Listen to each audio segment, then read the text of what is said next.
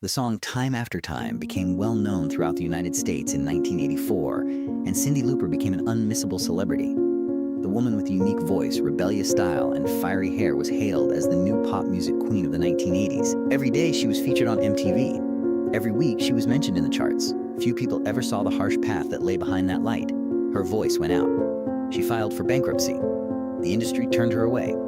In other years, her music was suppressed for no other reason than that she dared to tell the truth. Disused records and songs that directly addressed AIDS, gender inequality, and domestic abuse could be heard behind the stage lights. Although the majority of other artists opted for silence, Cyndi Lauper's success is not unique. It is the tale of a life and the cost of honesty incurred by a courageous individual who defied the cruel entertainment industry. Cyndi Lauper was born in Brooklyn, New York on June 22, 1953.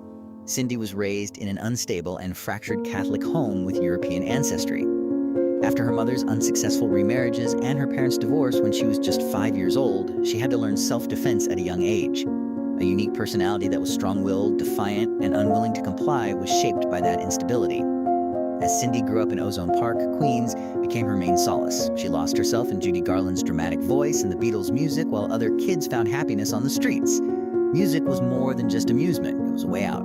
Cyndi started creating her first songs at the age of 12 using an acoustic guitar that her sister had given her.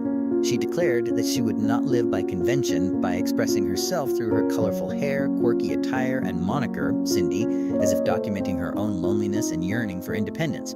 She was a target because of that. She received labels for being different, was bullied, and had stones hurled at her. However, music subtly grew in her soul as a result of those injuries.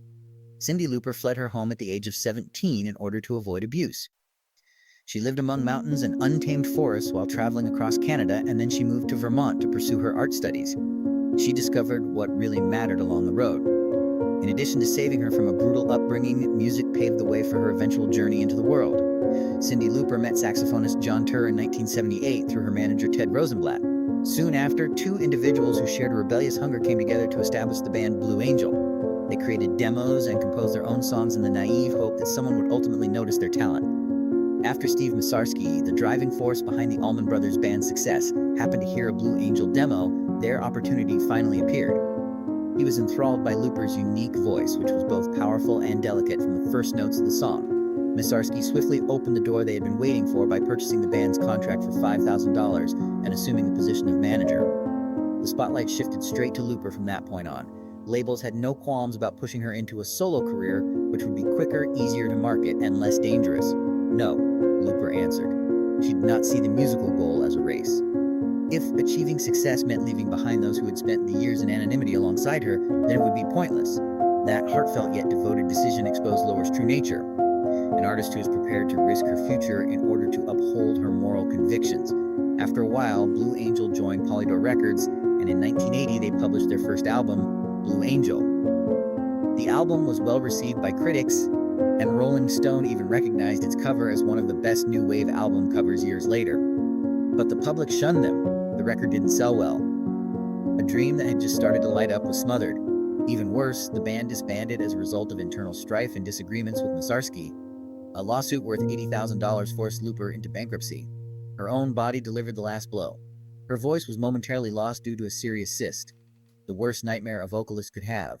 She dived straight into the depths from the brink of hope. Lauper took every work she could to make ends meet because she had no voice, no band, and no money. Retail work, background singing in bars, and even IHOP table service before leaving because of harassment. She performed at small clubs, particularly El Sombrero at night. Once more, fate intervened in 1981. Lauper met David Wolff while performing in a New York club. Wolff noticed something that the music industry had failed to notice.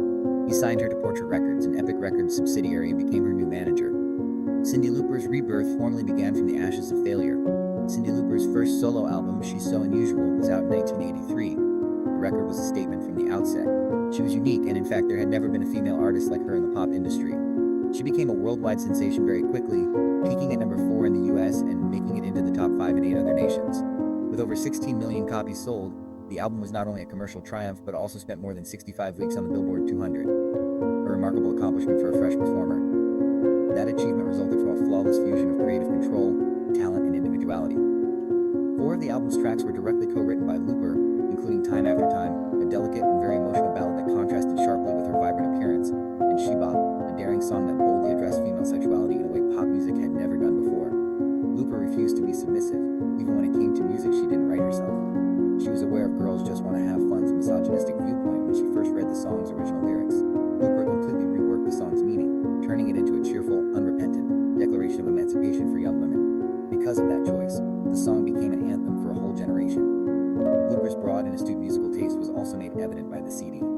Prince, among others, said, "When you were mine," but she never imitated him. "Money changes everything," she said. She claimed each music and transformed it into her own universe. The outcome was a landmark moment in history. The first female artist to have 4 straight top 5 songs from a single album on the Billboard Hot 100 was Cyndi Lauper. Her influence was too great for critics to ignore. Lauper won the Grammy Award for Best New Artist in 1985. She's So Unusual was nominated for several important awards such as Song of the Year, Record of the Year, and Album of the Year. Even a seemingly insignificant detail, the record cover, which Lauper herself didn't like at first, was recognized with a Grammy for Best Album Package. It was evidence that Lauper had transformed the public's perception of a female pop singer from music to image. If Lauper's music propelled her to fame, MTV spread her image globally. She became well known on television after her Girls Just Want to Have Fun music video won Best Female Video at the 1984 MTV Video Music Awards. The video was intensely intimate in addition to being humorous. Katrine Lauper, her real mother, pretended to be her mother. Legendary wrestler Captain Lou Albano portrayed her traditional father, and her dog, Sparkle, made a cameo. Lauper did not create the ideal star picture. She presented the whole of her life to the screen. Lauper was all over the place. She was awarded Woman of the Year by Ms. in 1985 and was featured on the covers of Rolling Stone, Time, Newsweek, and People. After being styled by Patrick Lucas, Lauper transformed from a musician to a punk pop fashion hero, using humor, feminism, and rebellion into a look that the general public had never seen before. She also took advantage of her celebrity to support social issues. Lauper sang vocals for the 1985 album We Are the World by USA for Africa, which sold over 20 million copies and was the biggest famine relief fundraising initiative in popular music history. Not just because of her voice, but also because of her unmistakable personality, Lauper stood out even among that enormous cast of celebrities. Above all, Lauper did something that had never been done before. She made the connection between professional wrestling and rock music. She became the focal point of the rock and wrestling relationship with the World Wrestling Federation through her manager and lover David Wolf. Lauper handled female wrestler Wendy Richter, made appearances with Hulk Hogan, and helped introduce WWF to MTV, which helped make wrestling a popular form of entertainment.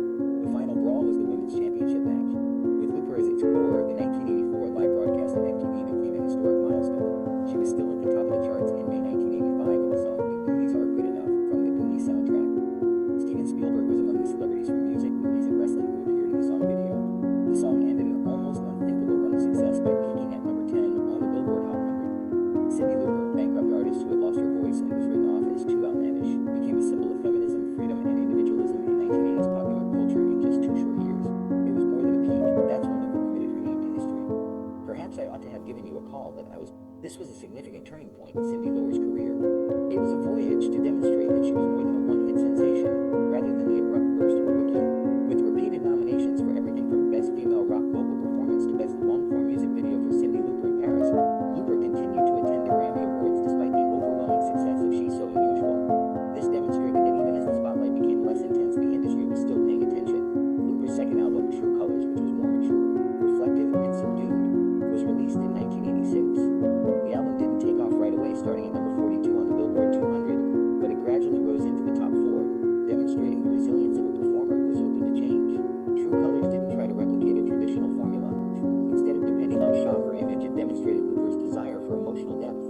She also broadened her creative horizons during this time. Lauper co-wrote and provided backing vocals for the song Code of Silence on Billy Joel's album The Bridge. In addition, she ventured into children's music and television. Her concert project, Cyndi Lauper in Paris, which was aired on HBO, was a significant milestone that validated her reputation as a global performer.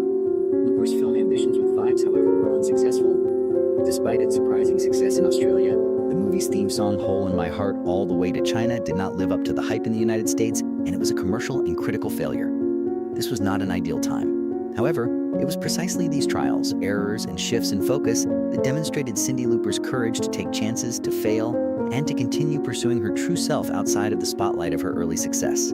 Cyndi Lauper started to move toward a different rhythm of life after these collisions, when the spotlight no longer obscured every shadow, deeper, slower, and motivated more by individual preference than by societal norms. Cyndi Lauper had a new attitude going into the 1990s after spending so many years in between tours, recording studios, and continuous media attention. She was now looking for stability and closer human ties rather than big, dramatic advances.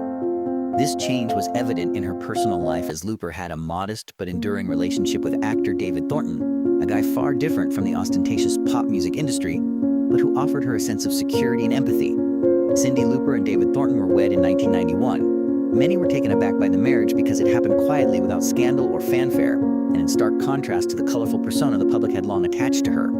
However, such difference was a precise reflection of Lauper's actual character.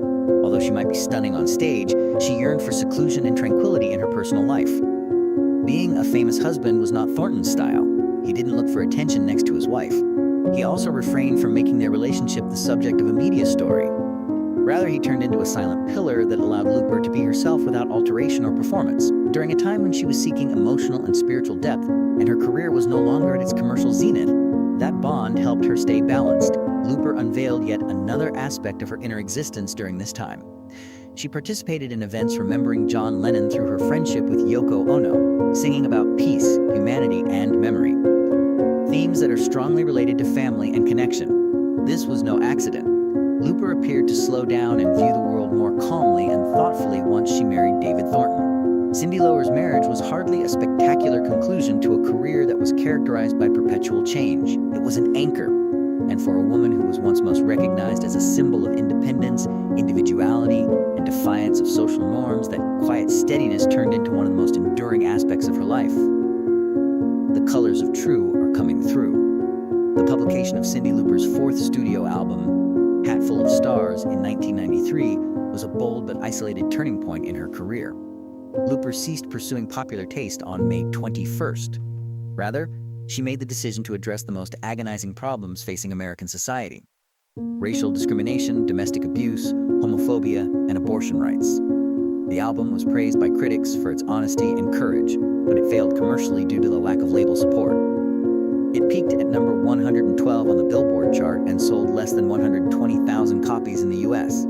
Hatful of Stars had a profound emotional impact despite its lack of monetary success. A young Julia Stiles played Cyndi in the Sally's Pigeons music video, which attracted special attention. It was an understated and very introspective decision that mirrored the traumatized youth the album aimed to re-examine. Despite the film's negative reviews, Lauper made a comeback to acting the same year in the comedy Living with Mikey, co-starring Michael J. Fox. But then television opened a new avenue.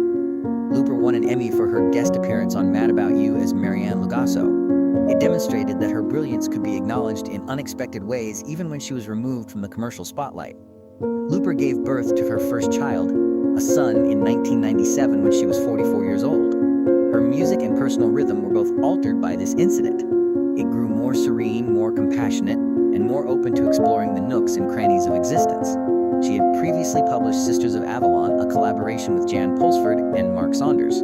The album maintained her dedication to challenging subjects, such as the desire for freedom in Unhook the Stars, the loss from AIDS in Say a Prayer, and the dual identities of drag queens in Ballad of Cleo and Joe. The reaction from critics was favorable. In the 1990s, it was referred to as a gift that fed the body and the soul. However, it only lasted 1 week on the chart and flopped commercially in the US due to a lack of label support.